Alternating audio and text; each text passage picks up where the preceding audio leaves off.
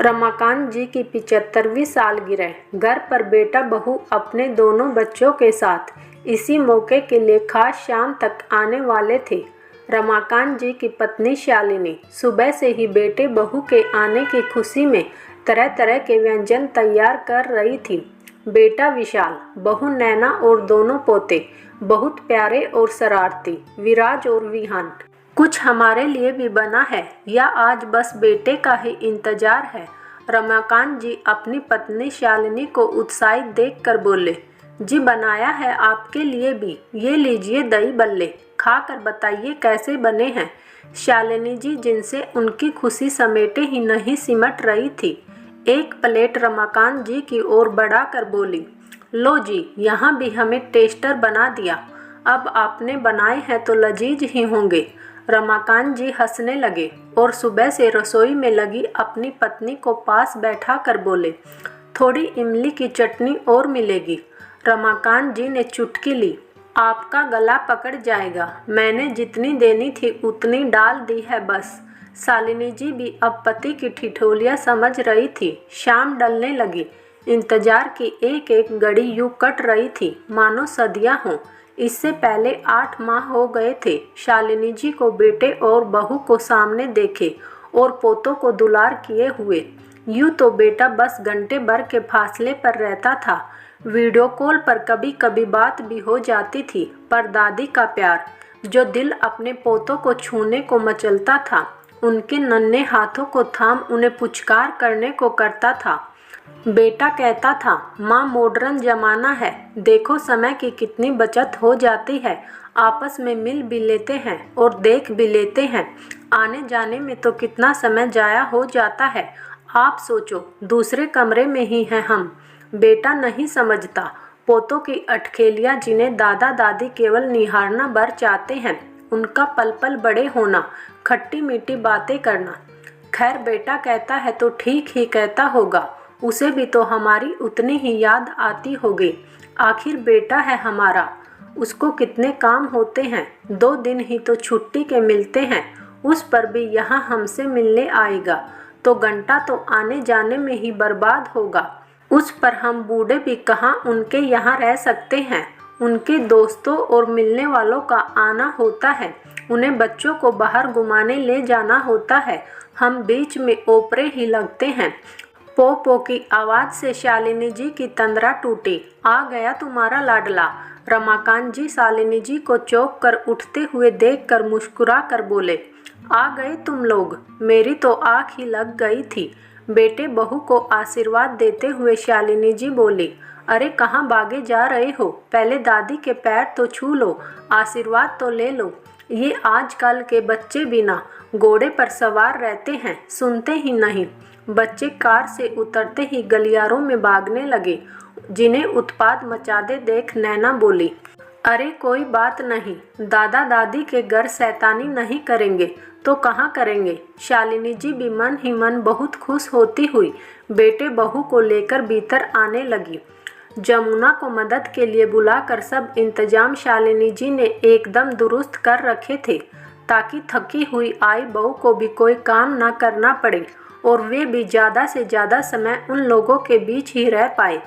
जमुना कई बरस से शालिनी जी के यहाँ काम करती थी, तो घर की हर चीज़ से अच्छी तरह वाकिफ थी। पहले केक काटा गया, बच्चों के लिए गुब्बारे भी फुलवाए थे, जिससे बच्चे खेलने में मगन थे। पापा ये आपके लिए कुर्ता पाजामा, देखिए आपको खूब जचेगा, बेटे बहू ने रमाकांत जी को तोहफा देते हुए कहा। वाह यह तो बहुत खूबसूरत रंग है, पीला रंग तो तुम्हारे पापा को बहुत पसंद है। शालिनी जी कुर्ते का रंग देखकर उसे प्यार से सहलाते हुए बोली, पापा पापा दादू को सरप्राइज वाला गिफ्ट दिखाओ ना, जल्दी जल्दी। विहान ने पापा को दादू को गिफ्ट देते हुए देखा तो शोर मचाते हुए कहा, दादू हम आपके लिए सरप्राइज लाए। विराज भी शोर मचाने लगा, अरे हाँ ये देखिए पापा, हम घर पर लगाने के लिए नई नेम प्लेट लाए हैं। विशाल ने अपने बैग से एक पैकेट निकालते हुए कहा, इसकी क्या ज़रूरत थी, लगी तो है अभी पहले वाली। रमाकांत जी बोले, देखो माँ ये नई है, नए स्टाइल की और कितनी बढ़िया लग रही है। इस पे हमने बहुत ही नए स्टाइल में हम सबका नाम भी लिखवाया है, विशाल विराज विहान। विशाल ने रमाकांत जी को अनसुना कर दिया। नेम प्लेट सचमुच बहुत स्टाइलिश थी और एक ही बार बड़ा सा वी लिखा था। एक दूसरे के नीचे लिखा हुआ साल, राज और हान। वाह, बहुत खूबसूरत है सबका नाम। पापा का नाम नहीं लिखा बेटा इस पर। शालिनी जी नेम प्लेट को हाथ में लेकर बच्चों के नाम निहारने लगी और अचानक बोली, पापा का नाम जच ही नहीं रहा था, अलग सा है ना हम सबसे। रमाकांत, फिर बाद में। बाकी शब्द विशाल ने मुंह में ही बंद कर लिए, पर बिना कहे भी नेम प्लेट ने ही सब कुछ कह दिया था। आप लोग भी ना, जब कुछ बढ़िया स्टाइलिश लाता हूँ यूं ही कमियां पहले निकालने लगते हो, तभी तो यहाँ आने का मन ही नहीं करता। विशाल गुस्से में आ चुका था। बेटे के मुंह से दोबारा ना आने की बात सुन शालिनी जी तो सकपका गई। नहीं नहीं बेटा, ऐसा ना कहो, बहुत ही बढ़िया लग रही है ये और बहुत पसंद भी आई है हमें। क्यों जी, आप भी कहिए ना कुछ, कितनी खूबसूरत है ये नेम प्लेट। आंखों में अचानक आई घबराहट और नमी को छुपाए शालिनी जी बहुत ही मीठी मुस्कान के साथ बोली, ये घर तुम्हारा ही तो है, तुम्हारे बिना सूना सूना हो जाता है। तुम्हारी माँ तो सारा समय तुम्ही लोगों को याद करती है। वो जो वीडियो पर बातें करती है, पोतों की बातें, सारा समय मुझे बताती है। रमाकांत जी अपनी पत्नी के मन को पूरी तरह भाप चुके थे। लाओ पुरानी नेम प्लेट मुझे उतार कर दे दो, वैसे भी अब बेकार ही लगती थी। मैं भी कहाँ अब वकालत कर रहा हूँ, तो रमाकांत प्रसाद एडवोकेट लिख कर रखने का भी क्या फ़ायदा।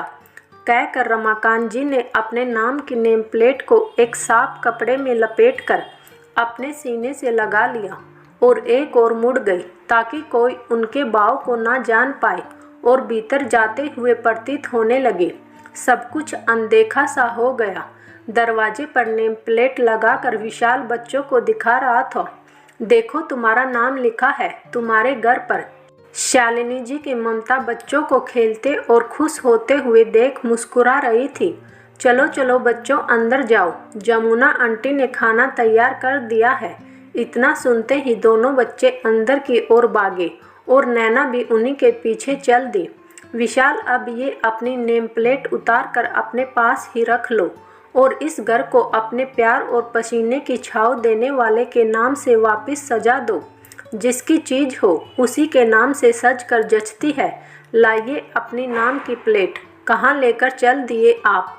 शालिनी जी रमाकांत जी के कंधे पर हाथ रख उन्हें रोकते हुए बोली। विशाल फटी आंखों से माँ को देख रहा था और बुजुर्ग पति पत्नी एक दूजे को प्यार से निहार रहे थे। अपने बच्चों को एक नज़र देखने भर तड़पते बुजुर्ग माता पिता, जो हर बात में यही ढूंढने की कोशिश करते हैं कि किसी तरह उनके बच्चे बिना परेशान हुए उनके लिए थोड़ा समय निकाल ले। उधर बच्चे ना जाने किस दिखावे की होड़ में गुम हैं। आपकी क्या राय है? पत्नी के चेहरे और दिल में मुस्कान सजाने के लिए या पति के स्वाभिमान से खेलने वाले बेटे को दो टूक जवाब देकर माँ ने बिना अंजाम की परवाह किए जो निर्णय लिया वो सही है। दोस्तों, आज की पीढ़ी अपने माता पिता का सम्मान करना ही भूलती जा रही है। सबकी नज़र सिर्फ संपत्ति पर ही रहती है। आज संपन्न होने के बाद भी बूढ़े माता पिता का घर ही नहीं, एटीएम कार्ड भी छीन लिया जाता है, जबकि बच्चों को ऐसा ना करके बुढ़ापे में माँ बाप का सहारा बनना चाहिए। दोस्तों, कहानी को लेकर आपके क्या विचार हैं, हमें कमेंट में ज़रूर बताएं। साथ ही वीडियो को लाइक और चैनल को सब्सक्राइब भी करें। फिर मिलते हैं किसी और इंटरेस्टिंग कहानी के साथ। तब तक के लिए धन्यवाद।